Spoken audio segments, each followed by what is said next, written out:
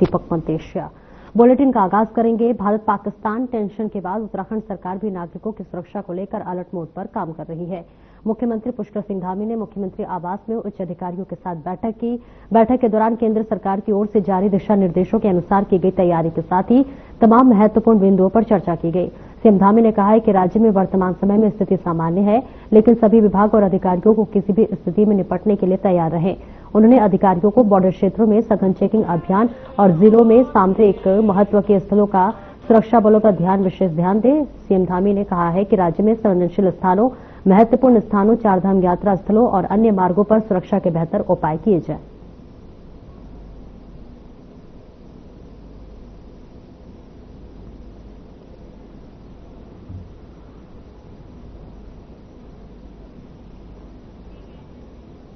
और वर्तमान परिदृश्य को ध्यान में रखते हुए शनिवार को राजभवन में सर्वधर्म गोष्ठी का आयोजन किया गया। इस आयोजन में राज्यपाल लेफ्टिनेंट जनरल सेवानिवृत्त गुरमीत सिंह, मुख्यमंत्री पुष्कर सिंह धामी और सभी धर्मों के प्रतिनिधियों ने प्रतिभाग किया। देश की एकता और अखंडता के प्रति अपनी प्रतिबद्धता दिखाई। और इसी के साथ राज्यपाल ने कहा कि आज हम सब यहां धर्म, जाति और मत की सीमाओं से दूर एक साथ खड़े हैं और सीमाओं पर खड़ी हमारी सेना और भारत की आत्मा की तरह जीवंत दिख रहे हैं। उन्होंने कहा कि एक पूर्व सैनिक होने के नाते एक सैनिक की सबसे बड़ी ताकत उसका परिवार, उसका देश और उसका मनोबल होता है और आज की ये हमारी गोष्ठी सैनिकों के मनोबल की सशक्त करने में रखी गई है।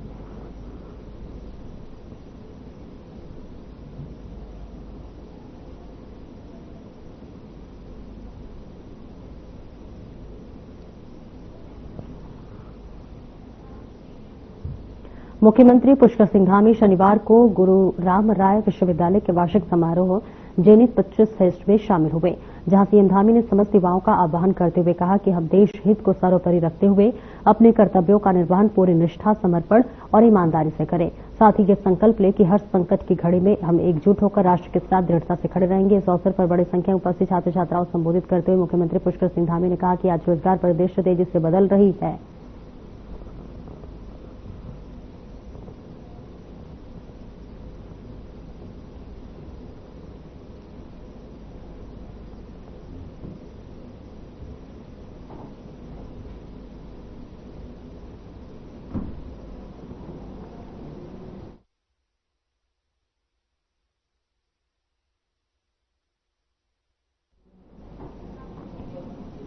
और आगे बढ़ेंगे, जहां भारत पाक तनाव के बीच चारधाम यात्रा को लेकर श्रद्धालुओं में असमंजस की स्थिति बनी हुई है, जिसको देखते हुए मुख्यमंत्री पुष्कर सिंह धामी ने सोशल मीडिया प्लेटफॉर्म एक्स पर देश भर में श्रद्धालुओं के लिए संदेश जारी किया है और कहा है कि प्रदेश में चारधाम यात्रा निर्बाध रूप से संचालित है। और सीएम ने श्रद्धालुओं से निवेदन करते हुए कहा है कि अफवाहों पर ध्यान न दें और आपकी यात्रा को सुरक्षित और सुगम बनाने के लिए निरंतर प्रयासरत है। इसके साथ ही सहायता के लिए हेल्पलाइन नंबर 1364 और 01351364 जारी किया है।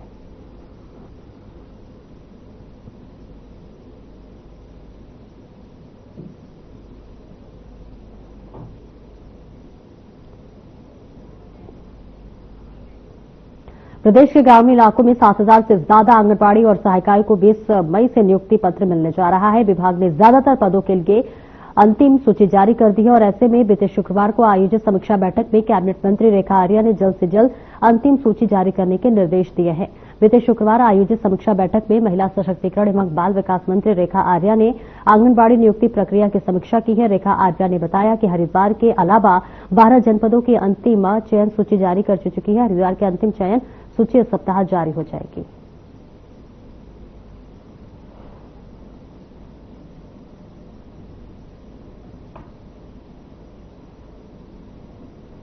विभाग में संचालित हमारी महिलाओं के कल्याण से संबंधित योजनाओं की समीक्षा की गई है, जिसमें हम लोगों ने पूर्व में कुछ योजनाएं जो कि गेम चेंजर योजना के रूप में माननीय मुख्यमंत्री जी के समक्ष हम लोगों ने रखी थी, उसके संदर्भ में भी आज समीक्षा की गई है, जिसमें एकल महिला स्वरोजगार योजना है जिसके बारे में भी चर्चा रही है। निश्चित रूप से ये पूर्व में कैबिनेट में आई थी और कैबिनेट में ही मैंने उसमें एक दो विषयों के संशोधन के संदर्भ में कैबिनेट में विषय रखा था, जिसको लेकर कैबिनेट में फिर से प्रस्ताव बनाकर लेके आने के लिए जो है कहा गया और आज उसकी तैयारी पूर्ण हो चुकी है।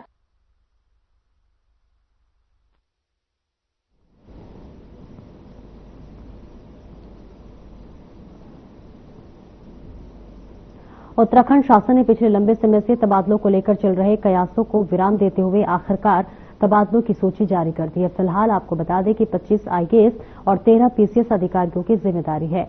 अहम बदलाव किए गए हैं। आपको बता दें कि उत्तराखंड शासन ने शनिवार को तबादला सूची जारी करते हुए विभिन्न जिम्मेदारियों में बदलाव से जुड़े आदेश जारी किए हैं। खास बात यह है कि शासन ने आईएएस अधिकारियों के साथ ही पीसीएस और सचिवालय सेवा के अधिकारियों की जिम्मेदारी में भी बदलाव किया है। अधिकारियों की जिम्मेदारियों में बदलाव को लेकर जारी की गई सूची में आईएएस अधिकारियों से लेकर पीसीएस अधिकारियों और सचिवालय सेवा के अधिकारियों की भी जिम्मेदारी बदली गई है।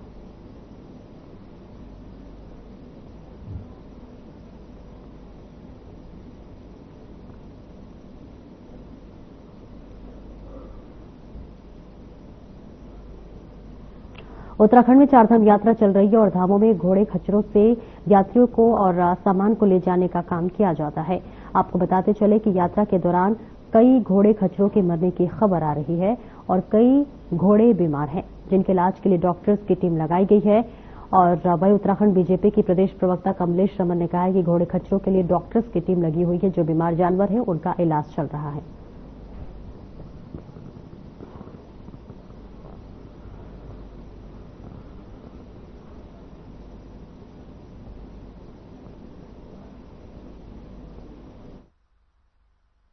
देखिए, यात्रा के दौरान जिस तरीके से अभी पता चला है कि हमारे घोड़े खच्चर कमजोर हैं या बीमार हैं किसी तरीके से, तो उनका इलाज हो रहा है। डॉक्टर वहां पहुंच चुके हैं, उनका उपचार किया जा रहा है और तमाम क्वारंटीन करने का भी उनको वहां पर रखा गया है। 2 जगह स्थान बनाए गए हैं। और दूसरी तरफ मैं अगर ये बात करूं कि घोड़े खच्चर जाने के लिए या माल के लिए या हमारी जो यात्रा या श्रद्धालुओं को ले जाने के लिए उनको इस्तेमाल किया जाता है, तो मुझे लगता है कि उनको रेस्ट देना भी जरूरी है, क्योंकि अगर जो कमजोर है उनको शायद अगर यात्रा में ना लगाया जाए तो मुझे लगता है कि बेहतर होगा। जो शासन ने निर्देश दिया है कि कमजोर या बीमार घोड़े खच्चरों को यात्रा के दौरान ना लगाया जाए, तो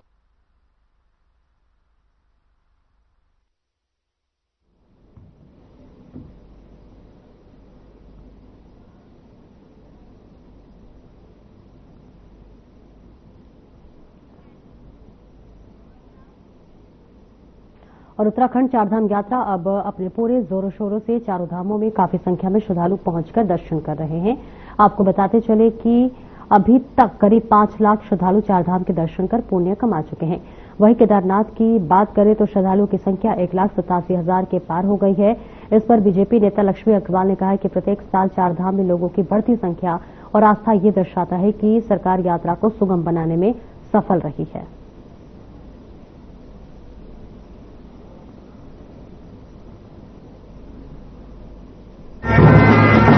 तो ये दर्शाता है कि जो श्रद्धालु हैं वो अपने मन में जब यात्रा करके जाते हैं तो कितना सुकून, कितनी तसल्ली, कितना प्रेम भाव यहाँ से लेके जाते हैं, जो हर प्रतिवर्ष श्रद्धालुओं की संख्या में इजाफा आ रही है।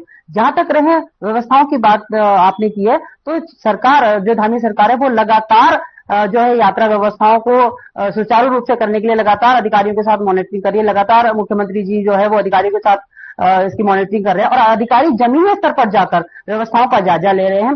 यहाँ तक कि इस बार चारधाम यात्रा के लिए जो हमारे 4 धाम है उनमें जो है अलग से एक आईएएस अधिकारी की, वरिष्ठ अधिकारी की नियुक्ति की गई है, ताकि व्यवस्थाओं को सुचारू रूप से चलाया जा सके, यात्रियों को किसी तरह की कोई परेशानी ना हो।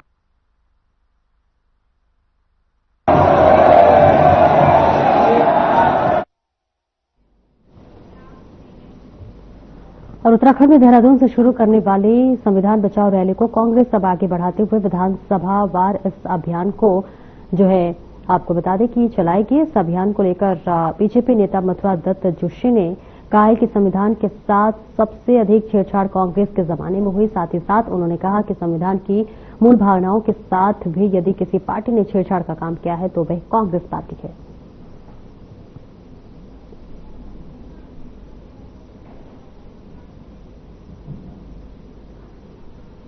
किसी का नाम लेकर कोई फायदा नहीं है, लेकिन एक लब्बो-लबाब पूरी बात आप समझ लें।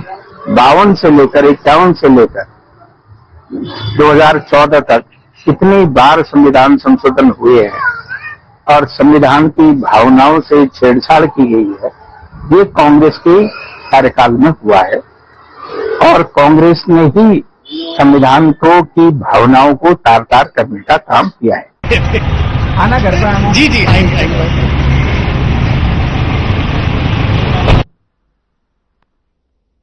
उत्तराखंड में चारधाम यात्रा के चलते बड़ी संख्या में श्रद्धालु दर्शन करने पहुंच रहे हैं और ऐसे में काफी उत्साह यात्रियों में देखने को मिल रहा है। आपको बताते चले कि पहलगाम की अगर हम बात कर ले तो जिस तरह से पहलगाम में आतंकी हमले के बाद से भारतीय सेना में जो है घुसकर 9 आतंकियों के ऑपरेशन सिंदूर के तहत नष्ट किया और कई आतंकी इस हमले में मारे गए, जिसको देखते हुए उत्तराखंड में सुरक्षा को बढ़ा दिया गया है। तो वहीं इन दिनों उत्तराखंड में टूरिस्ट सीजन भी शुरू हो गया है, लेकिन बाहर से आने वाले टूरिस्ट भी होटलों की बुकिंग कैंसिल करा रहे, जिसमें होटल व्यापारियों पर भी उसका प्रभाव पड़ेगा। भाजपा प्रदेश प्रवक्ता सुनीता विद्यार्थी का कहना है कि उत्तराखंड में चारधाम यात्रा चल रही है और साथ ही पुख्ता इंतजाम भी सरकार द्वारा किए गए हैं। उन्होंने उत्तराखंड आने वाले टूरिस्टों में से अपील की है कि अपनी बुकिंग कैंसिल करें। कोई आपातकालीन स्थिति हो जाए, चारधाम यात्रा में जो है लाखों की संख्या में श्रद्धालु उत्तराखंड पहुंच रहे हैं और लगातार चार धामों के उनको दर्शन पुण्य लाभ मिल रहा है। और जहां तक जो होटलों की बात आप कह रहे हैं, देखिए सभी श्रद्धालुओं से और जितने भी जो टूरिस्ट हैं जो उत्तराखंड को विजिट करते हैं उन सभी से यही आग्रह है कि उत्तराखंड बिल्कुल सेफ है और उत्तराखंड में हमारी सरकार ने हर एक सुरक्षा के इंतजाम जो हैं वो बिल्कुल पुख्ता किए हुए हैं। साथ में ही आप किसी भी तरीके से जो है अपने मन में कोई भी ऐसा भाव मत लाइए, उत्तराखंड आइए, विजिट कीजिए, आपकी सुरक्षा हमारी सुरक्षा है, हमारी गारंटी है और सरकार जब किसी चीज की गारंटी देती है तो उसको पूरा करती है। और उत्तराखंड में लगातार आप देख रहे हैं कि एक दिन में कितने श्रद्धालु जो हैं एक धाम में दर्शन कर रहे हैं। तो बिल्कुल भी किसी भी जो मैं कहूंगी कि जो र्यूमर्स हैं उसमें ना आए, अपनी बुकिंग जो है वो ना कैंसिल करवाएं। हमारी सरकार की सभी जगह पे सुरक्षा संबंधी सभी व्यवस्थाएं हैं। नहीं, गवर्नमेंट तो इसलिए भरती है ना, कल को कोई आपातकालीन स्थिति हो जाए तो हम और खुद से कि भाई स्थिति खराब है। नहीं, देखिए जो बॉर्डर एरिया है, बॉर्डर तक नहीं हम अंदर आने की आवश्यकता ही नहीं है। वाला जो रूट है हमारा, वहाँ पर भी देखो गाड़ियाँ लगी भयंकर, एक्टिवा पे ले जा रहे थे। नहीं, गवर्नमेंट तो इसलिए भरती है ना, कल को कोई आपातकालीन स्थिति हो जाए तो हम। और बाबा श्री विश्वकर्मा मां जगती शिला की जो है 26वीं 30 दिवसीय डोली यात्रा का आयोजन प्रदेश के पूर्व मंत्री प्रसाद नैथानी ने किया। नैथानी ने इसको लेकर बताया कि डोली देहरादून से हिमालय के लिए प्रस्थान करेगी। वहीं इस डोली का उद्देश्य विश्व में शांति और देव संस्कृति की रक्षा करना है। इस दौरान प्रदेश में सरकार से हो रहे पलायन पर रोक और 1000 संस्कृति केंद्र बनने की मांग की गई है। वहीं इस अवसर पर देहरादून महापौर सौरभ थापलियाल का कहना है कि ये सौभाग्य की डोली का आगमन नगर निगम परिसर में हुआ। उन्होंने कहा है कि इस यात्रा में पूरे देश और प्रदेश में एक सकारात्मक वातावरण तैयार होगा।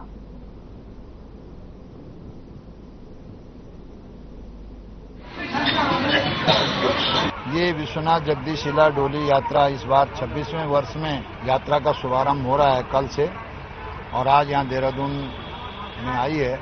इस यात्रा का जो मुख्य उद्देश्य है वो विश्व में शांति का है, देव संस्कृति की रक्षा का है और जो उत्तराखंड में हमारे 4 विश्व प्रसिद्ध धाम हैं उनके अलावा 1000 धाम यहाँ स्थापित हों और संस्कृत भाषा के उन्नयन के लिए 1000 संस्कृत के विद्यालय खुलें और इसी तरीके से ध्यान केंद्र बने। बाबा विश्वनाथ मां जगदीशिला की डोली रथ यात्रा है जो 25 सालों से निकली रही है और ये 26वां इसका साल है। और इस आज बड़ा सौभाग्य है कि ये नगर निगम परिसर में आज यहाँ पर विद्यमान मां की डोली हुई है, बाबा विश्वनाथ की डोली हुई है। और जो इसका उद्देश्य है वो विश्व शांति के लिए है, वो संस्कृत भाषा को के प्रचार प्रसार के लिए है, वो अपनी जो देवभूमि की संस्कृति है इसको बढ़ाने के लिए है और जगत कल्याण का इसका जो है जो उद्देश्य है। और निश्चित तौर पर ऐसे उद्देश्य के साथ और भगवान बाबा विश्वनाथ और मां की डोली जो निकल रही है, निश्चित तौर पे इनका उद्देश्य सफल रहेगा।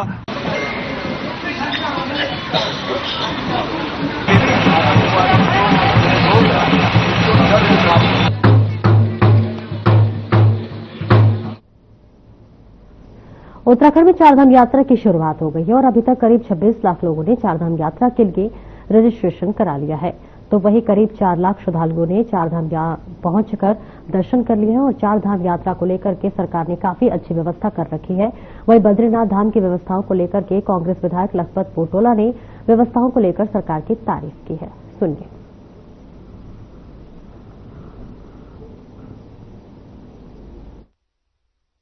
कुछ चीजों में मैं ये कह सकता हूँ कि चाहे धाम यात्रा हो चाहे नई चीजें, नई एक्सपेरिमेंट में कई बार समय लगता है और इसको पैसे की बर्बादी से जा रही है कि उसका उपयोग कितना हो रहा है, ये ज्यादा महत्वपूर्ण है। यदि उनका उपयोग सही हो रहा है तो उसका आम यात्रियों को उसका लाभ मिल रहा, तो मुझे लगता है कि कोई दिक्कत नहीं होनी चाहिए। लेकिन ये मैं कह रहा हूँ कि समय चार धाम यात्रा में जितने सुचारू रूप से चीजें चल सकती है, की जानी चाहिए, की जा रही है और उसमें चाहे पक्ष हो विपक्ष हो आम जनमानस हो सहयोग करने को तैयार है। लेकिन सरकार आगे देखते कि क्या क्या कदम उठाती है, उसको लेकर हमारी नजर लगी हुई। लेकर के माननीय मुख्यमंत्री जी से मिलना चाहता था लेकिन मुझे समय नहीं मिल पाया।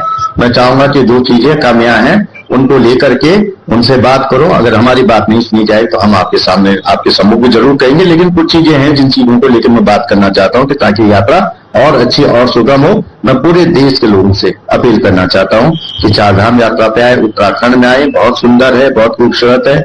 बद्रीनारायण बसपाक्षात बैकुंठ धाम आप आए। केदारनाथ ये शंकर की भूमि है, केदारखंड की भूमि है। लोग आए प्रकृति।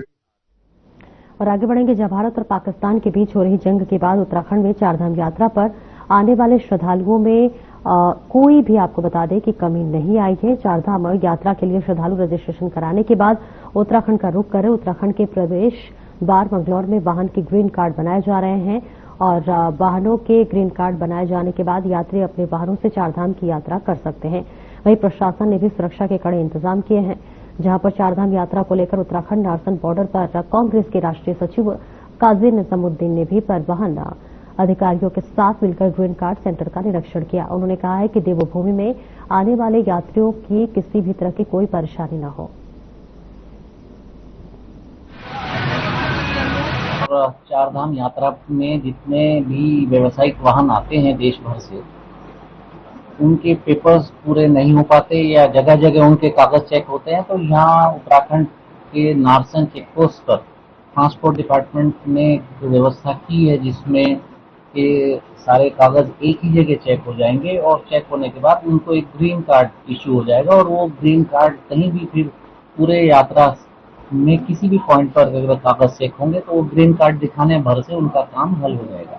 यहाँ थोड़ा समय जरूर लगेगा लेकिन ये फिर सुचारू रहेगी पूरी व्यवस्था, पूरे उसमें ट्रैफिक रूट पर उनको कहीं दिक्कत नहीं आएगी। हमारे प्रदेश में, उत्तराखंड प्रदेश में चारधाम यात्रा सुचारू है और पूरे देश से, देश ही नहीं विदेशों तक के जो गेस्ट हैं, मेहमान हैं, हमारे मेहमान हैं, वो हमारे प्रदेश में आते हैं।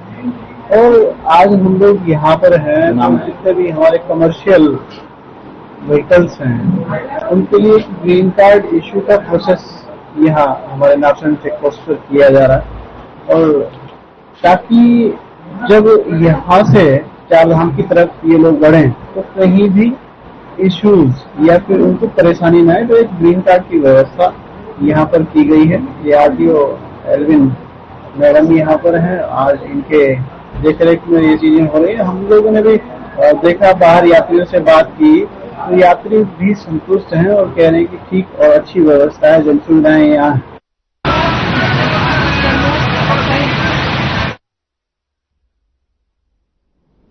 और आगे बढ़ेंगे जहां भारतीय सेना के दिन में साहस, पराक्रम और शौर्य को सराहना और नमन करते हुए ग्राम्य में विकास विभाग पौड़ी में परियोजना अर्थशास्त्री के पद पर सेवारत दीपक रावत ने अपने वेतन से 1 लाख की धनराशि राष्ट्रीय रक्षा कोष में दान की है।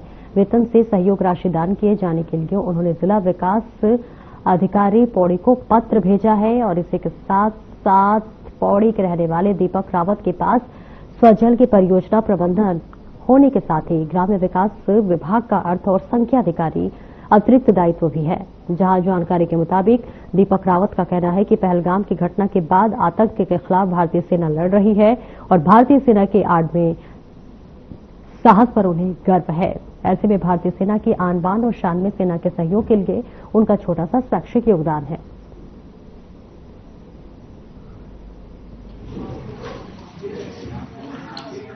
सभी लोगों को पता है कि इस समय जो है पहलगाम घटना के बाद पाकिस्तान के साथ युद्ध जैसी स्थिति बन गई है और हमारे जो है देश के सैनिक हैं वो सीमाओं पर लड़ रहे हैं। तो एक सामान्य नागरिक के रूप में जो है मेरी एक अंतरात्मा की एक आवाज थी कि एक माह का वेतन के रूप में जो है मैं जो है जो राष्ट्रीय रक्षा कोष है उसमें सहयोग राशि दे रहा हूँ। इसके अलावा कुछ नहीं, ये केवल मेरा व्यक्तिगत मामला है। नहीं, इसमें मुझे बहुत कुछ नहीं कहना है। ये केवल सहयोग राशि एक अंतरात्मा की आवाज पे मैंने दी है। बाकी इस पे जो है ज्यादा मुझे लगता नहीं है कि मुझे कुछ बोलना चाहिए। और काफी लंबे समय से नेशनल हाईवे से बाजपुर को जोड़ने वाली सर्विस लाइन का मुद्दा चर्चाओं में चल रहा था, जो कि अब पूरा होने जा रहा है।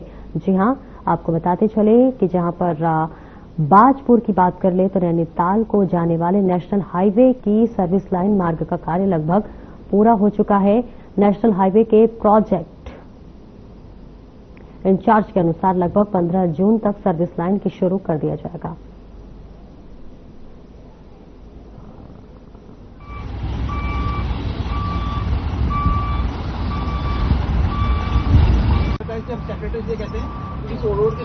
बताना चाहूंगा कि पब्लिक की डिमांड और गौरव शर्मा जी के प्रयासों के द्वारा ये चेंज ऑफ स्कोप जिसे कहते हैं वो अप्रूव हुआ और उसके बाद एनएचआई के द्वारा हमारे को काम दिया गया, तो हमने काम स्टार्ट किया।